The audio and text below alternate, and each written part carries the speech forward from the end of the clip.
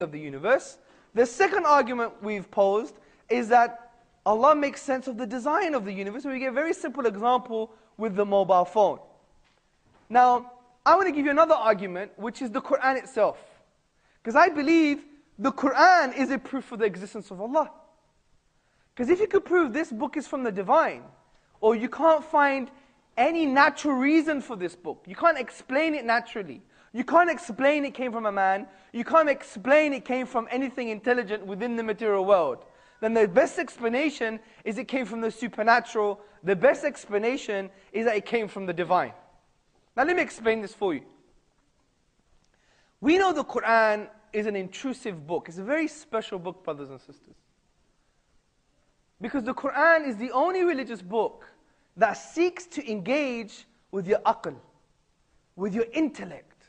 It seeks to engage with your nafsiyah, with your disposition, with your psychology, with your heart, with your soul, with your fitrah, with your natural state.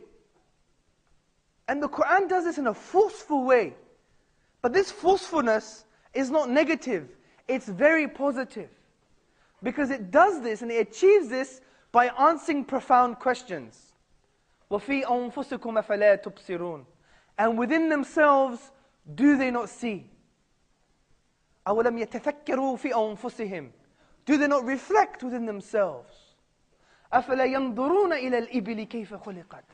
Have you not seen the camel and how it was created? وَكَذَلِكَ نُفَصِّلُ الْآيَاتِ لِقَوْمٍ يَتَفَكَّرُونَ. And thus to explain our signs and evidences in detail for those who reflect. يَتَفَكَّرُونَ. Coming from the Arabic triliteral stem, the root of Arabic, فَكَرَى, which we know according to the classical dictionaries has a meaning of the thing that you're reflecting upon. Don't do it in a shallow way. The thing that you're reflecting upon, be deep. Understand the implication of what this thing is. What does it mean? So the Qur'an calls for deep thinking.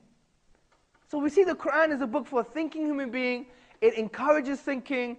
It really plays with our mind with good questions about man, life, and the universe.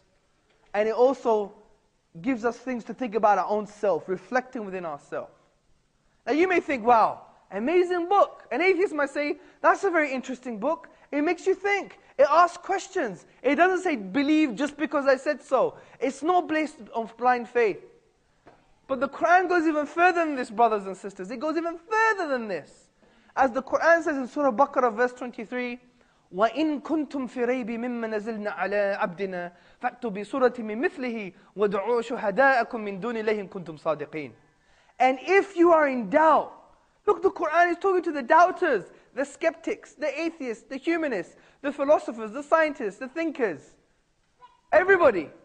If you're in doubt about this book that we have revealed to our servant, referring to the Prophet Muhammad sallallahu alaihi wasallam, then bring one chapter like it.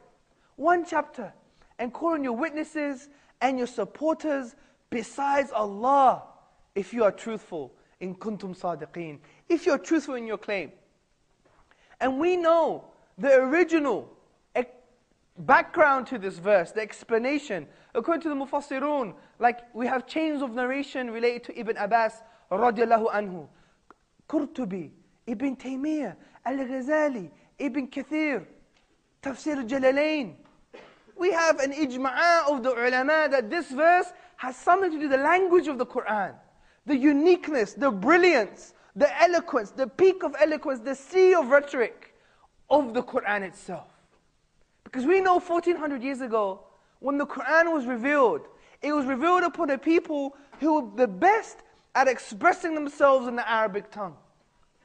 This is why the Orientalists, those people who studied Islam and the Oriental sciences, claimed that the people 1400 years ago were Arabic linguists par excellence, which basically means they were the best. This is why the historian Ibn Rashiq, he writes that the socialization of society was built so much that they would celebrate on two things: the birth of a boy, and when a poet rose amongst them. A poet rose amongst them. And the Qur'an came down to challenge them and said, if you don't think it's from the divine, then bring something like the Qur'an. And they all failed. This is why Walid ibn al-Mughira, the most famous poet of the time, claimed and exclaimed, by Allah, this is not from a human being. This is what he said. Even swore by Allah. And the reason we know the Quran is truly something that cannot be matched. In technical language, it means inimitable. You cannot imitate its language. You cannot imitate its form. The reason for this is because the Quran has a unique form. It's not like Shakespeare. Who's heard of Shakespeare? Put your hand up. Okay, also known as Sheikh Zabur. Yeah? So Sheikh Zabur, for example, you may like some of his stuff based on subjective experience. For example, O Romeo, wherefore art thou, O Romeo, deny thy father and deny thy name. In Romeo and Juliet. Or you can make it more Islamic. O Abdullah, deny thy mother, deny thy tribe. Yeah? The point I'm trying to say is that it's not based on how we appreciate the language. The Quran is an eloquent book. It is a peak of eloquence. But it's also unique in the mechanics of the language, the form of the language. This is why the Orientalist A.J. Arbery, he said the Quran is a unique fusion of poetry and prose. Because the Quran cannot be described as poetry, because it doesn't conform to any of the Arabic rhythmical patterns called al-bihar. We also know it cannot be prose, because it's not straightforward speech, and it's not rhyme prose. Rather, it's Quran. This is why David J. Stewart, which is the only Orientalist of our modern times discussing the unique form of the Quran, says the Quran is none of these things, it's unique. This is why it hasn't been matched. Now you may think, I have to know Arabic to appreciate this.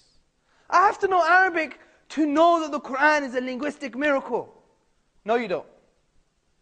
And I want you to take this journey with me. I want you guys to put your hand up if you believe that Greece as a country exists. We all believe that Greece exists. I ask you a question. How do you know? Who's been to Greece before? Oh my God, none of you have been to Greece before? But you believe Greece exists? Now you may say, but I've seen it on a map, Hamza. Okay, so if I took this book and imagine it's a map, and I drew a map, and in the Pacific Ocean, I put a triangle. And on that triangle I said, this is the island, and it's called Fufula. And I'm from the island, I'm a Fufulonian. Would you believe me? Now, have you spoken to a Greek person before? In Greece? No. So how do you know, brothers? You have yaqeen. You have certainty that Greece does exist. How do you know? Videos. So if I made a video of the Fufulonians, yeah? Would you believe me? Just because you saw a video? Maybe it's a mass conspiracy, akhi. On YouTube. Even on YouTube, if we did a video on YouTube saying, for example, I'm Chinese. 你很漂亮. 我喜欢英国茶. 我们出去当了. Would you believe me? That I'm Chinese? Just because I make that claim? So what? So why? Why on earth do you believe that Greece exists? Social studies? According to social studies, I'm a terrorist, man. You're going to believe I'm a terrorist? So why do we believe Greece exists? Sorry? You're close. The uncle was talking about the certain knowledge. But how do we know? Yes. MashaAllah, takbir. You are Sheikh? MashaAllah. Very, very good. The uncle was saying it's tawatur, which basically means it's the science of mutawatir reporting, which is recurrent reporting. It's basically testimony. It's been testified by so many different people at different times and places that never met each other. To claim Greece doesn't exist would be claiming a mass conspiracy. This is why, for example, C.A. Cody in his book Testimony, he raises this issue and says, we don't even truly know that the world is round. But we know we'll be mad if we claim it's flat. Because you've never felt the world before, have you? Or you've seen it on a map, but that's secondary sources. How do you know it's not like a fake globe? Do you see? You may see the mathematics, but you may not even understand it. We agree with it because it's tawatur, it's recurrent reporting, it's mass testimony. Now, what I'm going to do now, brothers and sisters, is for you to reject the Qur'an will be equivalent of rejecting that Greece exists. Because the Qur'an is also upon tawatur. The Qur'an is also based on mutawatir reporting. And what is the testimony of Muslim and non-Muslim scholars regarding the Qur'an? Basically, it's about that the Qur'an has never been successfully challenged. The Qur'an has never been successfully challenged, as Arbuthnot, Fitzgerald Arbuthnot, the Orientalist and British translator, he said, although several attempts have been made to challenge the Qur'an, none have yet succeeded. And we know many, even non-Muslims, agree with this. For example, Bruce Lawrence, Professor Bruce Lawrence from Duke University, in his book, The Qur'an, a Biography, on page number 8, he says the Qur'an, as tangible signs, are expressive of an inexhaustible truth. They signify meaning, layered within meaning, light upon light, miracle after miracle. Dr. Martin Zammit from the Netherlands, he said the Qur'an is the most eminent written manifestation of the Arabic language.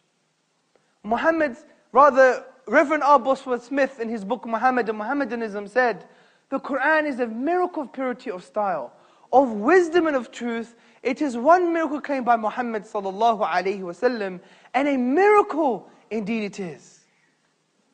So there's testimony here. And we know there's testimony from the Muslim sources as well. There's the ijma' on this issue. So, from this testimony, how do you know it's from the divine? So let's recap again. The tawatur, the mutawatir report, the mass testimony is, no one has been able to challenge the Qur'an. So let's logically find out who it could be from.